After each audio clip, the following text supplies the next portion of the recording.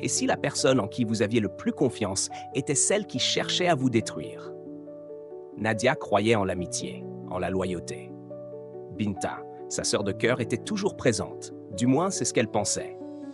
Mais lorsque son corps s'affaiblit sans raison apparente, une vérité glaçante éclate.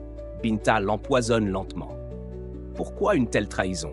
Jusqu'où peut aller la jalousie? Et surtout, Nadia pourra-t-elle survivre et pardonner? Une histoire poignante de douleur, de résilience et de renaissance. Le soleil couchant illumine les gratte-ciels de Victoria Island, tandis que la brise de l'Atlantique caresse les rues vibrantes de Lagos. Dans une demeure élégante d'Ikoyi, Nadia termine une journée bien remplie. Femme forte et accomplie, elle dirige une boutique de mode prospère. Épouse d'Omar, un avocat renommé, et mère de 2 enfants, elle semble mener une vie épanouie. Assise sur la terrasse, une tasse de thé fumante en main, elle sourit en observant ses enfants jouer dans le jardin. Pourtant, un léger vertige trouble sa vision. Depuis quelques semaines, une fatigue inhabituelle la gagne, qu'elle attribue au stress et à son rythme effréné. Quelques instants plus tard, une voiture s'arrête devant la maison. Nadia reconnaît Binta, son amie d'enfance. Elles ont grandi ensemble à Surulere, partageant les étapes de leur vie, du lycée au début professionnel. Pour Nadia, elle est comme une sœur. Ma chère Nadia, encore à trop travailler? Plaisante Binta en s'installant. C'est le prix à payer pour bâtir un empire, répond Nadia en riant. Binta hoche la tête avec un sourire, mais une lueur fugace traverse son regard. Elle pose un sachet en papier craft sur la table. Je t'ai apporté du gingembre et du miel, parfait contre la fatigue. Merci, tu es un ange. Sans méfiance, Nadia verse une cuillère de miel dans son thé et boit lentement, appréciant la chaleur réconfortante. Plus tard, alors qu'elle dîne avec Omar et les enfants, un malaise l'envahit. Une lourdeur s'installe, suivie de vertiges légers. « Maman, ça va ?» demande sa fille, inquiète. « Juste un peu fatiguée, ma chérie. Rien de grave. » Omar l'observe avec attention. Il a remarqué qu'elle semble plus épuisée ces derniers temps.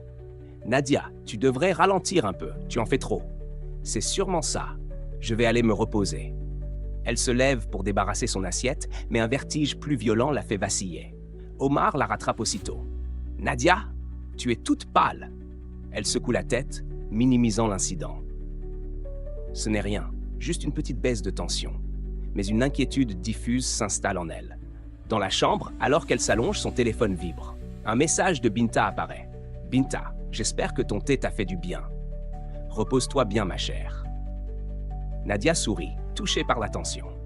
Mais dans l'obscurité, un malaise persiste, comme si une ombre invisible s'immisçait dans sa vie. Les premiers rayons du soleil filtrent à travers les rideaux de la chambre de Nadia. Elle ouvre lentement les yeux, ressentant une lourdeur étrange dans tout son corps. Sa gorge est sèche et une douleur sourde lui martèle les tempes. En se levant difficilement, ses jambes lui semblent plus faibles que d'habitude. En descendant les escaliers, une odeur familière l'accueille. Le parfum du akara frit et du pape chaud, préparé par la cuisinière pour le petit déjeuner. Pourtant, loin de lui ouvrir l'appétit, l'odeur lui soulève le cœur. « Maman, viens manger !» crie joyeusement son fils. « Je n'ai pas trop faim ce matin. » Assis à table, Omar l'observe avec inquiétude. « Nadia, ce n'est pas normal. Tu raffoles du akara. » Elle soupire et s'assoit avec difficulté. « J'ai juste mal dormi. » Mais alors qu'elle tente de boire une gorgée d'eau, un haut-le-cœur violent la saisit. Elle se précipite vers l'évier et vomit. Plus tard, Omar insiste pour l'emmener à l'hôpital. Dans une clinique privée de Lagos, un médecin à l'air sérieux examine Nadia. Fatigue extrême, nausées, faiblesse musculaire. Avez-vous modifié votre alimentation récemment? Elle réfléchit. Non, je mange comme toujours. Des médicaments? Des tisanes spéciales? Juste du thé au gingembre et au miel, un cadeau de mon amie Binta. Le médecin hoche la tête et demande des analyses. Quelques heures plus tard, le diagnostic tombe. Votre bilan sanguin est normal, madame. Probablement du stress ou une légère carence. Nous vous prescrivons des vitamines et du repos. Rassurés, Nadia et Omar repartent, mais l'inquiétude demeure.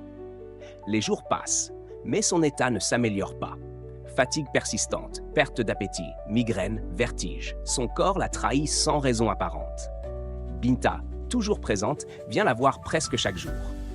« Tu as l'air si fatiguée, ma chère. » Tiens, une infusion d'herbe locale, ça te fera du bien. Nadia lui sourit faiblement. Merci, Binta. Heureusement que tu es là. Mais derrière son sourire bienveillant, une lueur étrange traverse les yeux de Binta. De son côté, Omar s'inquiète de plus en plus. Il remarque que l'état de Nadia empire après ses rencontres avec Binta. Il en parle à sa mère, une femme sage et attachée aux traditions. « Mon fils, as-tu remarqué si quelqu'un lui donne à manger ou à boire ?» Binta lui apporte souvent du thé et du miel, mais c'est son ami d'enfance. « Sois prudent, mon fils. Tout le monde n'a pas un cœur pur, même ceux qu'on aime. » Ces mots résonnent en lui.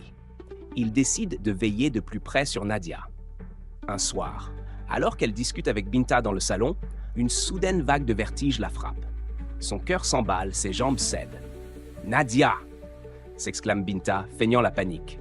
Omar accourt et la prend dans ses bras. « Ça suffit, demain, on retourne à l'hôpital. » Binta baisse les yeux et murmure. « Oui, c'est mieux ainsi. » Mais dans l'ombre, un sourire furtif éclaire son visage avant de disparaître. La gosse s'éveille sous une chaleur moite. Affaiblie, Nadia peine à se lever. Son corps est lourd, ses membres engourdis. Elle aperçoit Omar, inquiet, à son chevet. « Tu n'as presque pas dormi, ma chérie. Tu tremblais toute la nuit. »« Je me sens si fatigué, Omar, comme si quelque chose me rongeait de l'intérieur. On va voir un autre médecin. Je ne peux pas rester là sans agir. » Nadia hoche faiblement la tête, trop épuisée pour protester. Binta entre dans la maison avec son sourire habituel, portant un plateau de fruits frais et de jus. « Ma pauvre Nadia, encore souffrante? Tiens, du jus de bissap bien sucré. Ça va te donner des forces. » Omar l'observe attentivement. Binta est bienveillante, trop présente. Dans l'ombre, Awa, la jeune domestique, surveille la scène. Originaire du Nord, elle est discrète mais perspicace. Depuis un moment, elle remarque un étrange manège. Chaque fois que Binta apporte à boire ou à manger, elle insiste pour que Nadia le consomme immédiatement. Toujours un regard furtif, comme pour s'assurer de n'être pas vue. Et après ces visites, l'état de Nadia empire. Ce matin-là, en servant du thé à Binta dans la cuisine, Awa la voit discrètement verser une poudre d'un petit sachet dans le jus de bissap. Son cœur s'emballe. Elle sait qu'elle a surpris quelque chose de grave. Binta se retourne et aperçoit Awa. La jeune fille détourne vite le regard, reprenant sa tâche. « Awa, apporte ce jus à Madame Nadia immédiatement. »« Oui, madame, » répond-elle d'une voix tremblante. Mais à la dernière seconde, elle feint de trébucher et renverse le verre par terre. « Oh, désolé, madame, je vais en refaire un autre. » Binta fronce les sourcils, visiblement contrariée, puis force un sourire. « Ce n'est pas grave, je vais en préparer un moi-même. » Awa sait qu'elle doit agir. Elle hésite. Issue d'une famille modeste, elle sait que s'opposer à Binta pourrait lui coûter cher. Mais elle pense à Nadia et décide de parler. Profitant d'un moment où Binta s'éclipse, elle rejoint Omar, visiblement anxieuse. « Monsieur, je crois que Madame Nadia est en danger. » Omar fronce les sourcils. « Que veux-tu dire ?» Awa inspire profondément et murmure. « J'ai vu. Maman Binta a mis quelque chose dans son jus. Une poudre. Ce n'est pas la première fois. » Un frisson parcourt Omar. Il se redresse, le cœur battant. « Tu es sûr de ce que tu as vu ?»« Oui, monsieur. À chaque visite, Madame Nadia va plus mal. » Un silence pesant s'installe. Omar comprend enfin l'horreur de la situation. Sans perdre de temps, il fonce à la cuisine et fouille la poubelle. Il y trouve un petit sachet vide, contenant encore quelques résidus de poudre blanche. Son instinct d'avocat prend le dessus. Il glisse discrètement le sachet dans un sac hermétique, puis retourne voir Awa. « Écoute-moi bien, Awa. Ne dis rien à personne pour l'instant. Je vais vérifier quelque chose. »« Merci. Tu as bien fait de me parler. »« Monsieur, faites attention. » Omar acquiesce, serrant les poings. Si Binta tente réellement d'empoisonner Nadia, elle paiera. Dans la chambre, Nadia se réveille en sursaut. « Omar, qu'est-ce qu'il se passe? Tu as l'air bizarre. » Il hésite. Il ne veut pas l'alarmer tant qu'il n'a pas de preuves. « Rien, ma chérie. Je vais voir un ami au laboratoire. Repose-toi. » Il l'embrasse doucement sur le front, mais son regard trahit une rage froide et contenue. La nuit pèse lourdement sur la gosse. Assis dans son bureau, Omar serre son téléphone, les mots de son ami résonnant encore. « Ce que tu m'as donné contient des traces d'arsenic. » Il ferme les yeux, envahi par une rage froide. Binta, son amie d'enfance. la douce Binta, qui a grandi avec Nadia comme une sœur. Elle l'empoisonne lentement, méthodiquement, avec un calme glaçant. Il se tourne vers le lit où Nadia dort, le visage plus pâle que jamais. Elle lui fait confiance. Il doit agir, mais il doit être méthodique. Si Binta a dissimulé ses actes jusqu'ici, c'est qu'elle est rusée. Il lui faut une preuve irréfutable. Prenant son téléphone, il compose un numéro. « Adewale, j'ai besoin de toi. C'est une affaire de vie ou de mort. » Inspecteur réputé pour son intégrité, Adewale écoute attentivement. Un plan est mis en place. Omar va confronter Binta en présence de Nadia, tout en enregistrant leur échange. Adewale et ses hommes se tiendront prêts à intervenir. Omar raccroche, inspirant profondément. Demain, la vérité éclatera. Le lendemain matin, Binta arrive comme toujours, sourire éclatant, un plateau de thé en main. « Bonjour ma chère Nadia, comment te sens-tu aujourd'hui ?» Affaiblie, Nadia lève un regard fatigué. Omar, lui, garde un ton tranchant. « Assieds-toi Binta, on doit parler. » Elle cligne des yeux, surprise. « Quelque chose ne va pas ?» Justement, Nadia est malade, très malade, et tu es toujours là avec tes tisanes, tes remèdes. Binta rit nerveusement. « Je veux juste l'aider, voyons. » Tu me connais, Omar. Il avance et pose une pochette transparente sur la table. C'est quoi ça, Binta? Son sourire se fige. Je ne sais pas. Vraiment? Parce qu'on l'a retrouvé dans ta poubelle. Je l'ai fait analyser. C'est de l'arsenic. Nadia, horrifiée, porte une main tremblante à sa bouche. Binta, dis-moi que ce n'est pas vrai. Binta recule, son regard cherchant une échappatoire. Je comprends pas. Quelqu'un essaie de me piéger. Omar reste imperturbable et sort son téléphone. Il appuie sur un bouton. J'ai vu maman Binta mettre quelque chose dans le jus, une poudre. La voix d'Awa résonne dans la pièce. Puis une autre. Ce que tu m'as donné contient des traces d'arsenic. Le pharmacien. Binta se fige, son souffle s'accélère. Son regard passe de Nadia à Omar, puis vers la porte. Puis lentement, son masque tombe. D'accord, c'est moi. Nadia, brisée, recule. Mais pourquoi Binta? Pourquoi tu m'as fait ça? Un rire amer s'échappe des lèvres tremblantes de Binta. Parce que je t'ai toujours envié, Nadia. Les larmes montent aux yeux de Nadia. Mais je t'aimais comme une sœur. Oui, comme une sœur, mais jamais comme une égale. La voix de Binta tremble d'amertume. J'ai toujours été ton ombre. Tu avais tout. Une famille, un mari parfait, une entreprise florissante. Moi, j'étais juste Binta la bonne amie, celle qui écoute, qui applaudit. Elle serre les poings. Tu ne tombais jamais. Alors, j'ai décidé de t'aider à tomber. Omar serre les mâchoires. Tu voulais la tuer? Binta esquisse un sourire triste. Juste l'affaiblir, pour qu'elle sache ce que ça fait d'être impuissante. Mais j'ai peut-être sous-estimé la dose. Un silence pesant s'installe. Nadia, tremblante, se lève difficilement. Tu étais la marraine de mes enfants. Comment as-tu pu? Binta baisse les yeux, incapable de répondre. Soudain, des coups résonnent violemment à la porte. « Police, ouvrez !» Binta panique et tente de fuir, mais Omar l'attrape par le bras. C'est fini. Les agents entrent, la menotte sous les yeux en larmes de Nadia. « Madame Binta, vous êtes en état d'arrestation pour tentative de meurtre. » Avant d'être emmenée, Binta lève une dernière fois les yeux vers Nadia. « J'espère que tu me pardonneras un jour. » Nadia détourne le regard, incapable de répondre. Lagos grouille d'activité comme chaque jour, mais dans la maison de Nadia, un silence pesant s'est installé. Depuis l'arrestation de Binta, tout semble différent. Les enfants, d'ordinaire si pleins de vie, sont devenus plus calmes.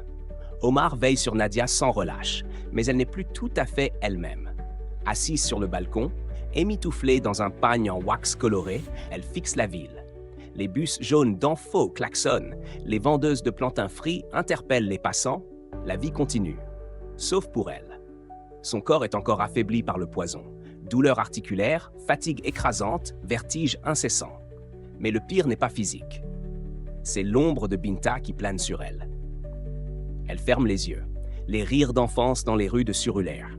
Les secrets échangés sous un manguier. Le jour où elle a choisi Binta comme marraine de sa fille. Et maintenant, ces mots pleins de haine. J'ai décidé de t'aider à tomber. Une larme silencieuse coule sur sa joue. Les jours passent et Nadia s'enferme dans le silence.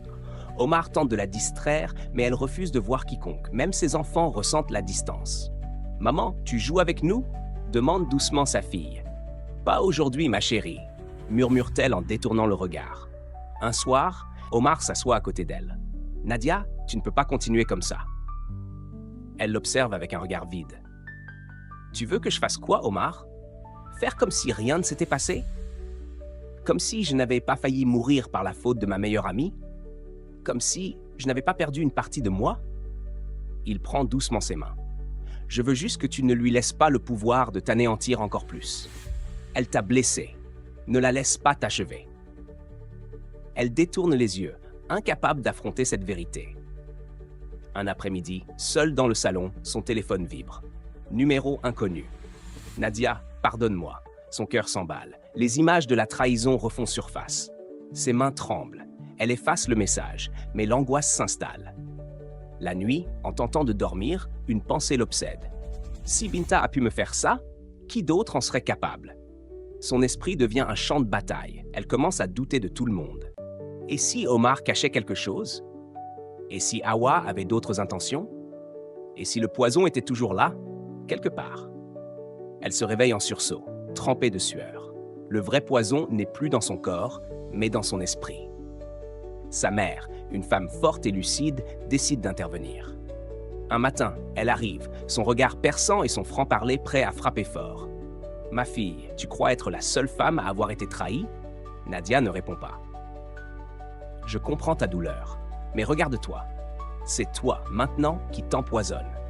Tu laisses cette femme gagner, même en prison. » Les larmes montent aux yeux de Nadia. Sa mère s'assoit, prenant ses mains. Le pardon ne signifie pas oublier, mais il faut que tu te libères, sinon c'est toi qui finiras par te détruire. Nadia secoue la tête. Comment pourrais-je pardonner une chose pareille? Parce que le pardon, ma fille, n'est pas pour elle, il est pour toi. Ces mots résonnent en elle, mais elle n'est pas prête. Pas encore. Le lendemain, en se regardant dans le miroir, elle voit enfin ce qu'elle est devenue. Elle ne veut plus être cette femme brisée. Petit à petit, elle accepte l'aide d'un psychologue conseillé par Omar. Elle recommence à parler. Elle recommence à sortir. Elle recommence à vivre. Mais un dernier obstacle l'attend encore. Assise sous le manguier du jardin, Nadia tourne l'enveloppe entre ses doigts tremblants. L'écriture est bien celle de Binta. Pourquoi m'écrit-elle? Veut-elle encore la manipuler? Lui faire du mal même en prison? Omar arrive et la trouve figée, le regard perdu sur le papier. « Qui t'a envoyé ça ?» demande-t-il en fronçant les sourcils. Elle lève les yeux vers lui, l'hésitation marquant son visage. C'est Binta. Le silence s'installe. « Tu vas l'ouvrir ?» Elle inspire profondément. Oui, elle doit savoir. D'un geste lent, elle déchire l'enveloppe et déplie la lettre. « Nadia, je ne sais pas si tu liras cette lettre, et encore moins si tu me pardonneras un jour. Mais je dois écrire ces mots, même si c'est pour rien. Je suis en prison, et c'est là que je réalise enfin l'horreur de ce que j'ai fait. J'ai laissé la jalousie m'aveugler jusqu'à te trahir. J'ai détruit notre amitié, notre sœurhood, par pure amertume. J'ai cru que si je te faisais tomber, je me sentirais enfin à ta hauteur. Mais tout ce que j'ai réussi à faire, c'est me détruire moi-même. Chaque nuit, ton regard brisé me hante. Je ne mérite ni ton pardon, ni ta pitié. Mais sache que je regrette. Vraiment. Si un jour tu parviens à me pardonner, sache que ce ne sera pas pour moi, mais pour toi. Parce que la haine est un poison aussi. Binta. Les larmes roulent sur les joues de Nadia. Elle ressent tout à la fois colère, douleur, tristesse et un étrange soulagement. Omar serre les poings. C'est trop facile, après tout ce qu'elle t'a fait subir? Elle veut juste se libérer de sa culpabilité. Mais Nadia secoue lentement la tête. Non, je crois qu'elle a compris trop tard. Omar soupire, se radoucissant. Et toi, qu'est-ce que tu ressens? Je ne sais pas encore, mais je veux arrêter de souffrir à cause d'elle. Après des jours d'hésitation, Nadia prend une décision inattendue. Elle se rend à la prison de Kirikiri, accompagnée d'Omar. Les murs gris, l'odeur de renfermé, l'écho des portes métalliques, tout semble irréel. Quand Binta entre dans la salle des visites, elle n'est plus la femme arrogante d'avant. Elle a maigri, son regard est vide, elle semble brisée. Elle lève les yeux et quand elle voit Nadia, des larmes silencieuses coulent sur ses joues. « Tu es venue » murmure-t-elle incrédule. Nadia l'observe longuement, partagée entre la rage et l'humanité. Je voulais voir si tu regrettais vraiment. Binta hoche la tête. Chaque seconde, un silence pesant s'installe. Puis Nadia murmure. Je ne te pardonne pas pour toi, mais pour moi. Parce que je refuse de te laisser me hanter plus longtemps. Binta éclate en sanglots, réalisant qu'elle a tout perdu, mais que Nadia, elle, est en train de se reconstruire. Quelques semaines ont passé depuis la visite à la prison. Nadia recommence à vivre. Elle passe plus de temps avec ses enfants, rit plus souvent, ose à nouveau rêver. Mais son corps porte encore les séquelles du poison, des douleurs articulaires persistantes, une fatigue chronique, un système immunitaire affaibli. Elle doit apprendre à vivre avec ses cicatrices invisibles. Un matin, face au miroir, elle ne voit plus seulement une femme brisée, mais une survivante. Elle décide de reprendre le contrôle. Elle retourne doucement à la gestion de sa boutique de mode, mais avec une nouvelle vision. Son travail doit avoir du sens. Elle contacte son ami et associé, Tola, et lui propose une nouvelle ligne de vêtements. Des tenues inspirées des symboles de force et de résilience africaine. Pourquoi ce changement? Demande Tola. Parce que je veux transformer ma douleur en quelque chose de beau. Le jour du lancement de la collection, Nadia monte sur scène. Elle n'a jamais raconté publiquement son histoire. Ce soir, elle brise le silence. Il y a quelques mois, j'ai failli perdre la vie à cause de la trahison d'une personne que j'aimais. Un silence total s'installe. Mais aujourd'hui, je suis là, debout, plus forte que jamais. Elle marque une pause, son regard balayé par l'émotion. Cette collection représente la résilience, parce qu'après la douleur vient toujours la renaissance. Le public éclate en applaudissements. Certains ont les larmes aux yeux. À cet instant, Nadia comprend. Elle n'est plus une victime. Elle est une source d'inspiration. Après l'événement, assise dans sa voiture, son téléphone vibre. Numéro inconnu. Je suis fier de toi. Nadia expire lentement. Ce message ne l'atteint plus. Elle bloque le numéro et observe la nuit défiler à travers la vitre. Son passé ne dictera plus son avenir. Le soleil se lève doucement sur Lagos, baignant la ville d'une lumière dorée. Mais cette fois, quelque chose a changé. Nadia ouvre les yeux sans ressentir cette oppression qui l'accompagnait depuis des mois. Son corps porte encore les séquelles du poison, mais son cœur, lui, est plus léger. Elle se lève, marche jusqu'au balcon et inspire profondément l'air du matin. Aujourd'hui, je suis libre. Dans la cuisine, Omar prépare le petit déjeuner pendant que leurs enfants rient dans le salon. Pour la première fois depuis longtemps, Nadia les regarde sans ressentir cette ombre pesante en elle. Elle s'approche d'Omar et l'embrasse tendrement sur la joue. Il lève un sourcil, surpris. « Ça, c'est une bonne surprise », dit-il en souriant. « Je crois que je vais bien, Omar. » Il prend doucement sa main. « Tu es plus qu'une survivante, Nadia. Tu es une guerrière. » Ses yeux brillent. Oui, une guerrière qui a choisi de vivre. Plus tard dans la journée, Nadia se rend seule à la plage de Tarkwa Bay. Assise face à l'océan, elle sort un carnet et un stylo. Elle écrit une dernière lettre à Binta. « Binta, je t'écris ces mots, mais je ne t'enverrai jamais cette lettre. Tu as failli me tuer. Mais tu as aussi fait quelque chose que tu n'avais pas prévu. Tu m'as rendue plus forte. J'ai porté ta trahison comme une chaîne trop lourde. Aujourd'hui, je la laisse ici. Je ne nourris plus de haine. Je ne nourris plus de colère. Je choisis d'être libre. Adieu. » Sans hésiter, elle déchire la lettre en petits morceaux et laisse le vent l'emporter. Son dernier lien avec le passé se dissout dans les vagues. Le soir, de retour chez elle, Nadia s'assoit avec sa famille. Elle rit, elle parle, elle vit. Omar la regarde avec amour. « Tu es enfin de retour. » Elle sourit. « Non, je ne suis pas de retour. Je suis une nouvelle Nadia. Une Nadia qui refuse d'être définie par la trahison, mais par sa force. Une Nadia qui regarde l'avenir avec sérénité. Certaines blessures ne disparaissent jamais, mais elles cessent de saigner quand on choisit de les laisser guérir. Et Nadia a choisi de guérir. L'histoire de Nadia nous rappelle une vérité puissante. Les trahisons les plus douloureuses viennent souvent de ceux en qui nous avions le plus confiance. Mais ce n'est pas la trahison qui nous définit, c'est notre façon d'y réagir. Conseil de vie inspiré par l'histoire de Nadia. Écoutez votre intuition. Si une situation vous semble étrange, ne l'ignorez pas. Votre esprit et votre corps vous envoient souvent des signaux avant que la vérité n'éclate. Toutes les amitiés ne sont pas éternelles. Certaines personnes entrent dans votre vie pour une saison, d'autres pour une raison. Acceptez que certaines relations doivent être laissées derrière pour avancer.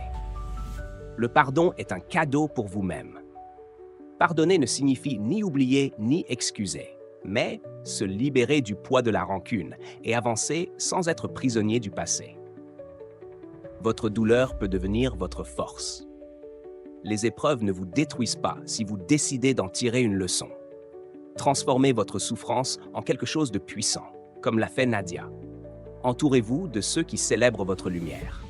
Soyez attentif à ceux que vous laissez entrer dans votre cercle. Les vrais amis ne vous jalousent pas, ils vous élèvent. Votre histoire ne se définit pas par vos blessures, mais par votre capacité à guérir. Qu'en pensez-vous? Quel conseil résonne le plus en vous?